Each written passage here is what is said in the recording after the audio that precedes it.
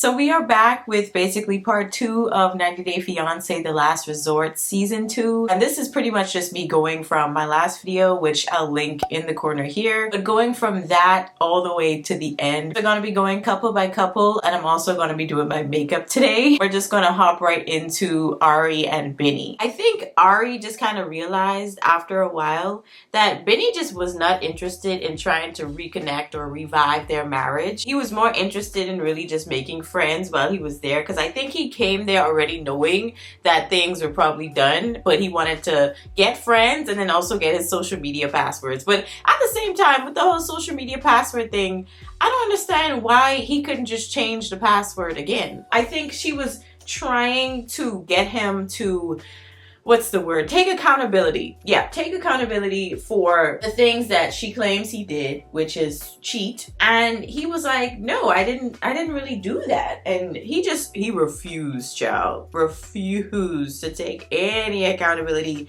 for any of that. And then on top of that, we see that Benny at one point, I think they were at a club or something trying to blow off some steam, like all the couples together. It just seemed like he was just interested in really just having fun, and he was out dancing with like Jasmine, and then she just shut down. She went to the bathroom. Jasmine had to go after her and was like, are you okay? Are you good? No answer. And then on top of that, I think it took maybe like 2 more exercises for them to realize that they were just done. Their marriage was over with, and I think had been over with for quite some time, but they just couldn't accept it. The fact that you guys, you know, you're not even living, I think, in the same country. And then on top of that, y'all have a child? How is this going to work? So they just decided ultimately to separate and eventually get a divorce. Ari ended up leaving without even saying goodbye to anybody.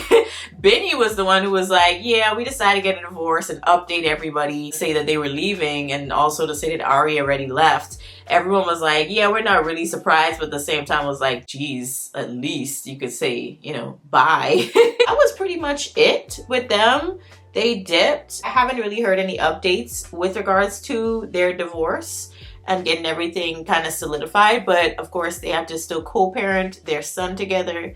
So I'm wishing them all the best. But yeah, I already knew that, along with everybody else on the show, we already knew that this relationship wasn't gonna last. Like literally probably a year into their marriage, not even that much, but a year into their marriage, I already knew for sure that they were gonna get a divorce. Next we got Brandon and Julia. Child, things just kept coming out, okay, when it came to Julia. I don't know why she was keeping so many secrets from her husband. Number one, we had the whole issue with regards to her cheating. Soon after we found out about Julia finding out from her doctor back in Russia, he was saying that she basically has a slim to none chance of getting pregnant. She didn't really explain it too much, so I was like, okay, what actually happened? Like, what exactly did he say? We also find out that Brandon, while he was getting Julia straight to come to the US, getting her paperwork done, that she was out here living her La Vida Loca with her ex-boyfriend. And it was right before, like literally right before she came to the US.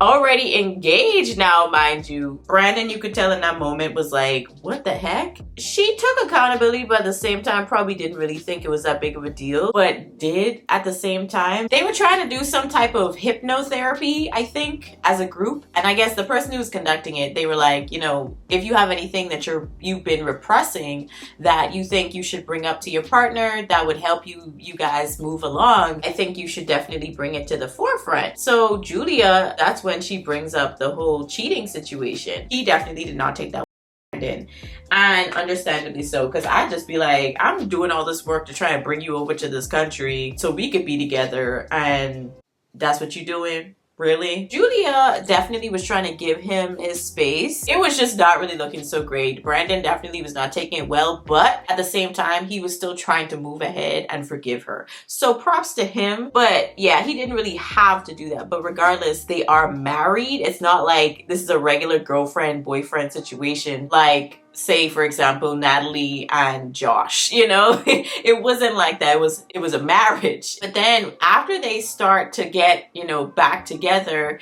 and things are starting to go a little smoother, Julia reveals another bombshell. She had already started the paperwork for her parents' visas. Then Brandon's parents, they got called up to try and have like a group therapy or family therapy situation going on. And immediately Julia is trying to get Brandon on board with getting the parents over, but he's like, why would I bring your parents over when they stress you out and they probably stress us out, and we're still trying to work through our problems in our marriage and relationship. But on Julia's end, she's looking at it from the lens of, I'm lonely, I don't have anybody here.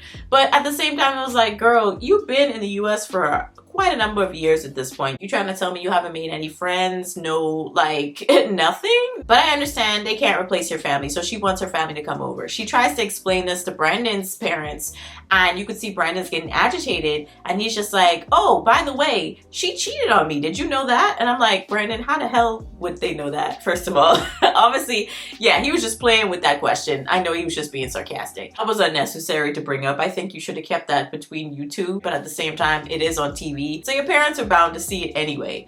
But regardless, he storms off and he's just like, I've just about had it. I don't understand why you would even do something that drastic without literally talking to your husband first. Like, that is crazy work. They work through it. And we see that Brandon at the end, at their commitment ceremony, that he was actually okay with the parents coming to the US and basically staying with them because they wouldn't really have anywhere to go. Next, we have Stacy and Florian. So we find out shortly after Stacy decides to bring Darcy in, her twin sister. So Darcy comes in and they seem to not really be on the best footing right now because Florian keeps going out with Darcy, and Darcy, I guess, to blow off steam with her relationship, she just goes out with Florian.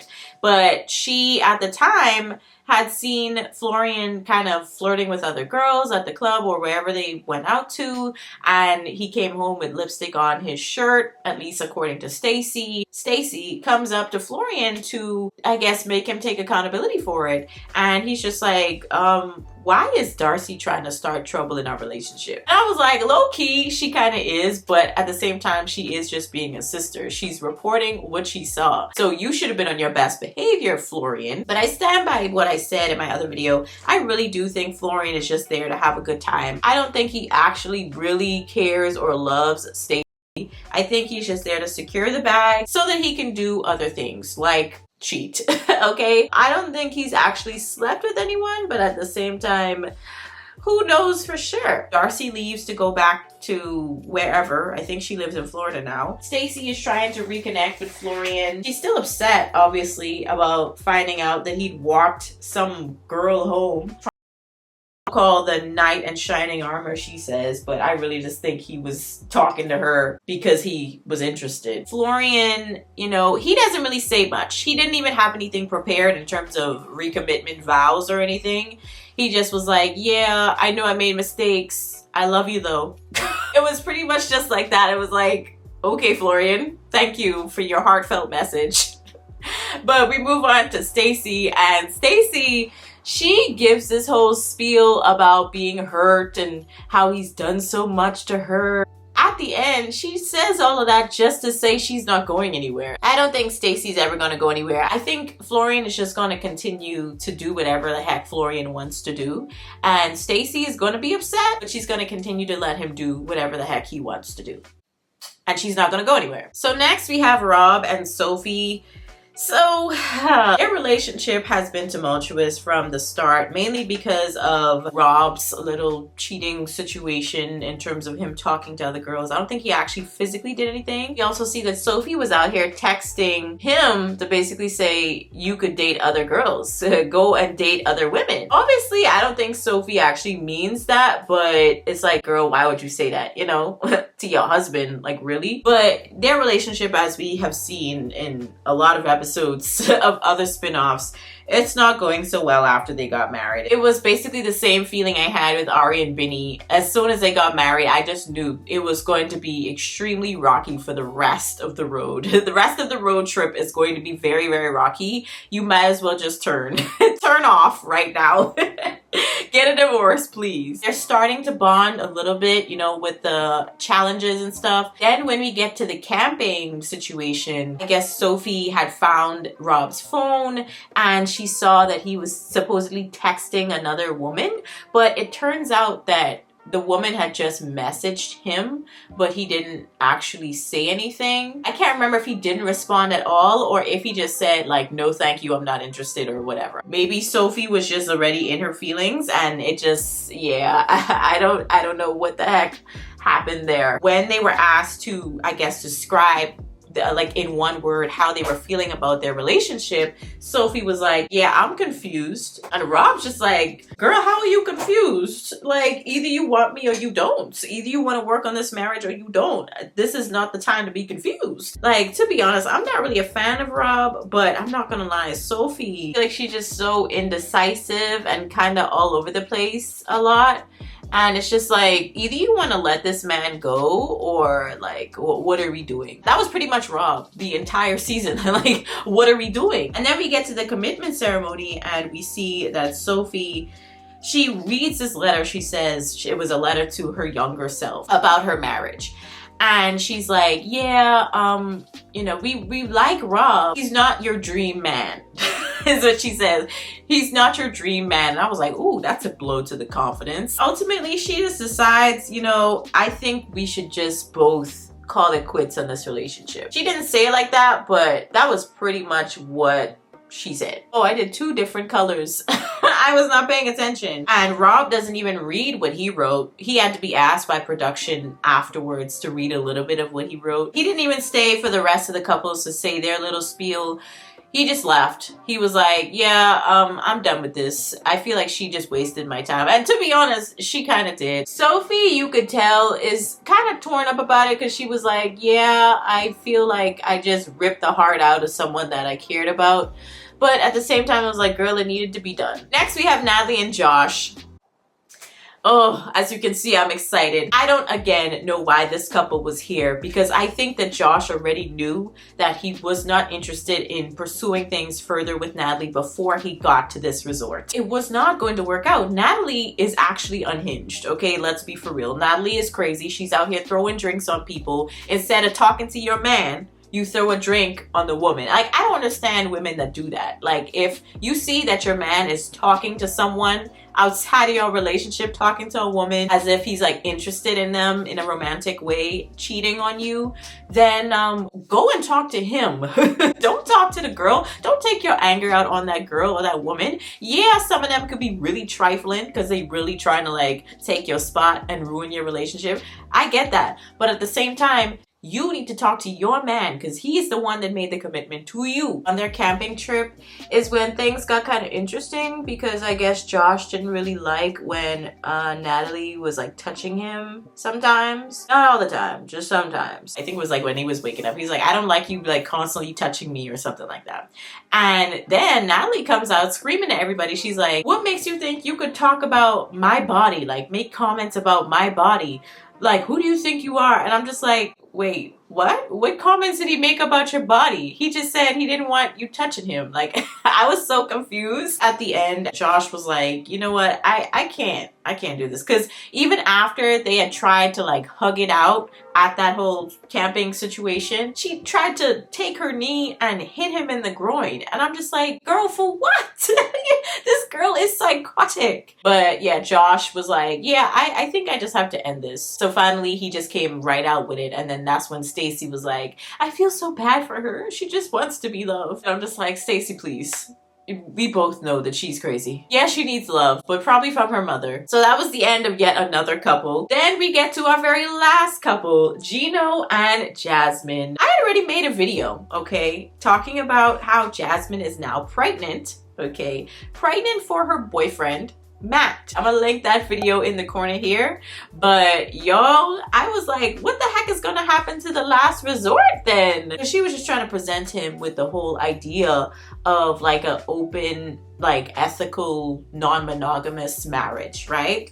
Because one of the therapists was like, yeah, that's something that me and my husband do, and it took us a little while to figure everything out, but now we're in a good place with it, and it's really something that helped us in our marriage. So that's when Jasmine presents it to Gino, but Gino's just like, that's cheating. You already have someone in mind, that's cheating. I'm like, he ain't wrong, because you are technically stepping on your marriage, but at the same time, it's ethical because you guys know about it. It's not cheating if that's what you agreed on. So it was definitely very interesting. Julia tries to pull him aside because you could see that he's kind of upset. But at the same time, I do think she had been emotionally cheating on Gino for a hot minute.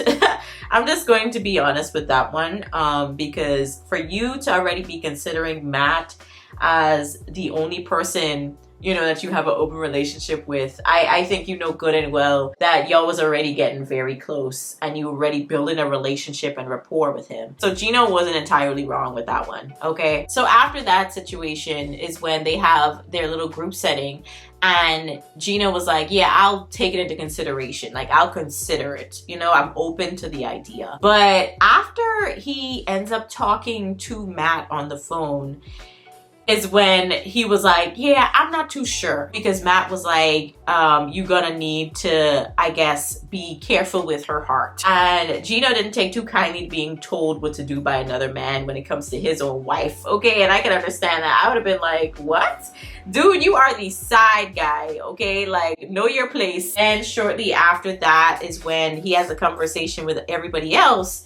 And that's when Rob starts coming into the conversation. He's just like, I think Jasmine is just looking for a way to have her cake and eat it too. Like, be in a marriage, but also have her little side guy. And Rob was not wrong, okay? But at the same time, he was coming at it with so much vim and vigor. I was like, Rob, are you okay? He was basically kind of comparing that situation to him and Sophie, basically saying to Jasmine, if I haven't had any in like 9 months, I think you definitely would be fine. But Florian also comes in. They get into some weird argument, him and Gino. I still don't really fully understand what the reasoning was behind Gino getting upset, but regardless, he was like, you got the story wrong, B word. He calls Florian the B word. And that's when Florian's like, who are you calling a B? You know, like, what? Who are you talking to? So he gets up and they're getting in each other's face, and Gino's being held back by like 4, 5, 6 people.